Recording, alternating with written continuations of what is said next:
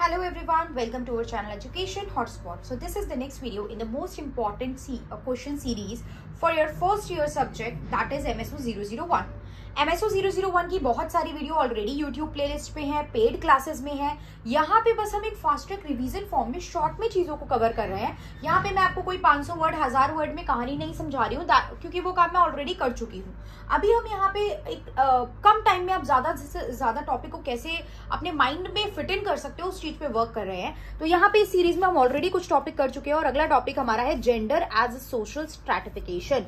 Gender क्या role play करता है, how gender act as a basis of social stratification. कई बार ये क्वेश्चन आया भी हुआ एग्जाम में, it is one of the PYQ, और एग्जाम में डायरेक्टली आपसे पूछ लेता है कि जेंडर किस तरीके से सोशल स्ट्रैटिफिकेशन में रोल प्ले करता है।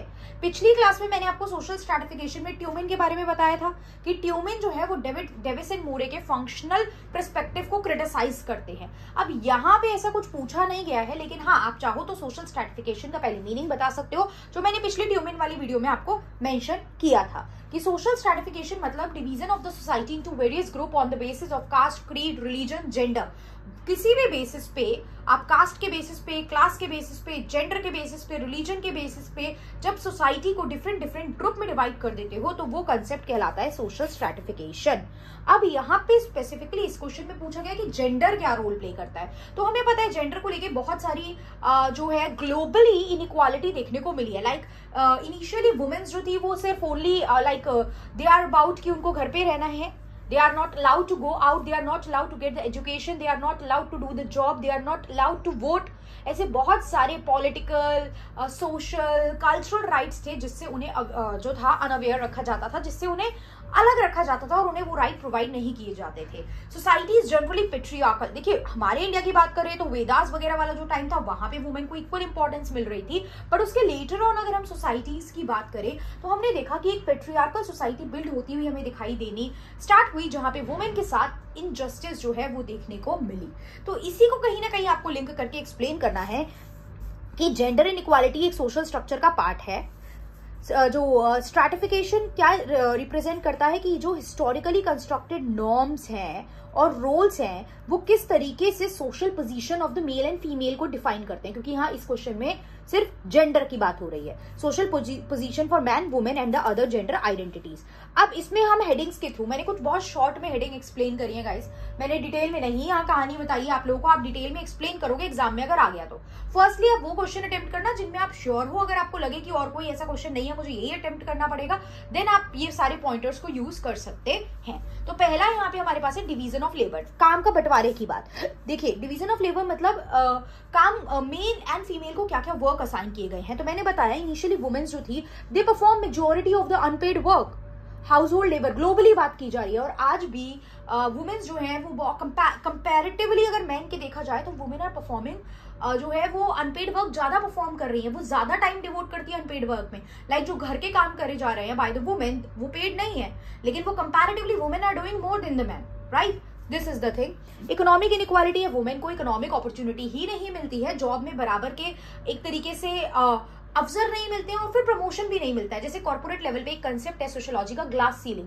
ग्लास सीलिंग मतलब एक लेवल तक तो आप वुमेन को प्रमोट करते हो, उसके ऊपर एक ग्लास है ट्रांसपेरेंट सा, जो आप डायरेक्टली बताते भी नहीं हो कि आप वुमेन हो इसलिए हम आपको प्रमोट नहीं कर रहे हैं, लेकिन क्योंकि वुमेन्स के साथ इशू है, फैमिली देखनी है, घर देखना है, और कई बार लाइक जो चाइल्ड बर्थ की बात आती है तब वहां पे गैप आ जाता है। तो आप बहुत सारे फैक्टर को कंसीडर करके उनको पीछे कर रहे हो कहीं ना कहीं। मैं मेजरली बात कर रही हूँ, आई एम नॉट सेइंग कि आप कहोगे यार हमें तो अच्छी पोस्ट, मतलब हमने देखा है लोगों को अच्छी पोस्ट मिलती है, दैट इज द थिंग, चीजें हैं, बट या मेजरली यहाँ पे ग्लास सीलिंग का कंसेप्ट भी हमें देखने को मिलता है। तो इकोनॉमिक इनइक्वालिटी है। देखो यहाँ पे यूएस का एग्जांपल हमने लिया हुआ है कि यूएस की बात करें तो वुमेन जो है वो 82 सेंट अर्न करती है, जहां पे मैन $1 अर्न करता है। तो यूएस जैसी इतने डेवलप्ड नेशन में भी यहाँ पे ये डिफरेंस जो है वो देखने को मिलता है। फिर एजुकेशन की रीच, वुमेन्स को एजुकेट किया ही नहीं जा रहा था इनिशियल लेवल पे, और आज की डेट में इंडिया जैसी कंट्री की भी मैं बात करूं तो इंडिया में भी वो कंपैरेटिवली प्रेफरेंस देना, तो वो मेल को ज्यादा प्रेफरेंस दी जाती है, वुमेन को एजुकेशन बेसिक दे दी तो हायर एजुकेशन नहीं उतनी प्रोवाइड कराई जा रही है due too early marriages and burden समझा जाता है, लगता है कि शादी में तो खर्च करना ही है, तो दिस एंड दैट फैक्टर की वजह से तो गर्ल्स जो है उनको एजुकेशन अवेल करने के लिए बहुत सारे बैरियर्स जो है वो फेस करने पड़ते हैं। कंट्रीज जैसे कि अफगानिस्तान और सब सहारन अफ्रीका में तो आप देखते हो कि गर्ल्स अपनी सेकेंडरी एजुकेशन कंप्लीट करने वाली लड़कियां जो है वो बहुत कम है। पॉलिटिकल रिप्रेजेंटेशन ग्लोबली वुमेन का, पॉलिटिकल मतलब representation in the political system, representation in the policy making, representation in the parliament of the different country, तो ग्लोबली वुमेन जो है उनके पास ओनली 26.7% पार्लियामेंट्री सीट्स थी।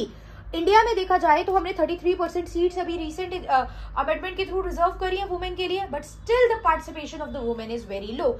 ऑब्जर्व किया गया था कि वुमेन का पार्टिसिपेशन डिस्पाइट ऑफ इतने साल ऑफ आजादी वुमेन का पार्टिसिपेशन कम है, इसलिए ये रिजर्वेशन लाया गया। स्टिल द पार्टिसिपेशन इज अभी उतना इक्विवेलेंट नहीं है कि मेल फीमेल इक्वल पोजीशन पे आ गए हैं। Then health and nutrition, women भाई अब देखो वुमेन को मेल को ज्यादा प्रेफरेंस दी जाती है कि male is a bread earner of the family, so they should get all the nutrient and this and that things. तो हेल्थ एंड न्यूट्रिशन के मामले में भी कई बार जो है वुमेन मतलब फीमेल चिल्ड्रन में हमें हाई माल न्यूट्रिशन देखने को मिलता है। कल्चरल नॉर्म्स और पेट्रियार्की चली आ रही है, तो इंडिया जैसी कंट्री में प्रैक्टिसेस लाइक डोरी system, early marriages, domestic violence, ये सब चीजें हमें देखने को मिलती हैं, तो वुमेन के साथ ये चीजें हैं। Plus gender and violence, women are जो वुमेन है वो they are more prone to the sexual harassment and domestic violence, trafficking, ये सब चीजें। अब देखो कोई भी मेल अपने मन में ये बात नहीं लाओ कि मेल के साथ भी आजकल चीजें हो रही हैं एंड इनजस्टिस हो रही है, लेकिन हम ग्लोबली कंपैरेटिवली मेजॉरिटी की अभी बात कर रहे हैं और टॉपिक हमारा जेंडर यहाँ पे वो है, तो जेंडर अभी इतना इक्विवेलेंट नहीं हुआ है कि वुमेन के साथ इनजस्टिस हो ही नहीं रही है और मेल के साथ हो रही है। कंपैरेटिवली परसेंटेज देखी जाए तो अभी भी वुमेन के साथ ज्यादा है, इसलिए हम इसको इस बेसिस पे पढ़ रहे हैं और इस टॉपिक में हमें ये एड्रेस करना है। डन। अगला टॉपिक है genealogy of knowledge. Archaeology of knowledge मैंने ऑलरेडी कवर करा है अपने चैनल पे बाय फोको।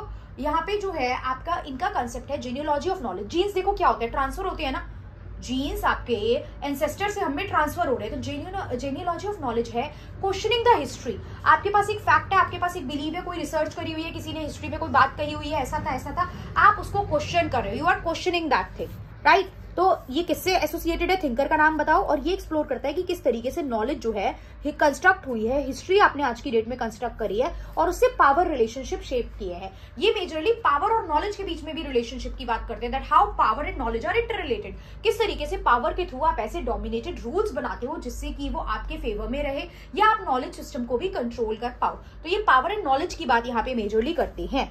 ये एग्जामिन करता है कि किस तरीके से नॉलेज को हम प्रोड्यूस कर रहे हैं और ट्रुथ को प्रोड्यूस कर रहे हैं मॉडर्न सोसाइटी में, पुरानी चीजों को क्वेश्चन करके, हिस्ट्री को क्वेश्चन करके। इट शो कि हमारे नॉलेज के जो स्टैंडर्ड है वो किस तरीके से इवॉल्व हुए हैं over the period of time, और पावर किस तरीके से ट्रुथ को इन्फ्लुएंस करती है। इनके जो आइडियाज थे वो आपके फ्रेडरिक नीट्शे से बहुत ज्यादा इंस्पायर थे, क्योंकि वो भी बात करते थे कि किस तरीके से मोरल्स डेवलप होते हैं पावर के थ्रू। पावर के थ्रू मोरालिटी भी बदल जाती है। जब हमारे हाथ में पावर आती है तो मोरालिटी का मतलब भी, मोरालिटी का जो प्रैक्टिस ऑफ मोरालिटी है, that thing also change.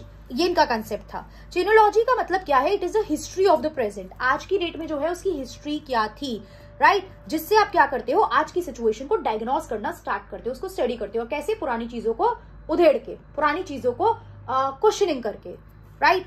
For Michel Foucault, genealogy represent a transformation of history. History को हम बदल रहे हैं into a totally different form, right. उसके बारे में हम क्वेश्चन, जब क्रिटिक कर रहे हो उस क्वेश्चन को आप अगेंस्ट कर रहे हो, क्या ऐसा था, तो आप उसके पॉइंट इकट्ठा करने की कोशिश करोगे तो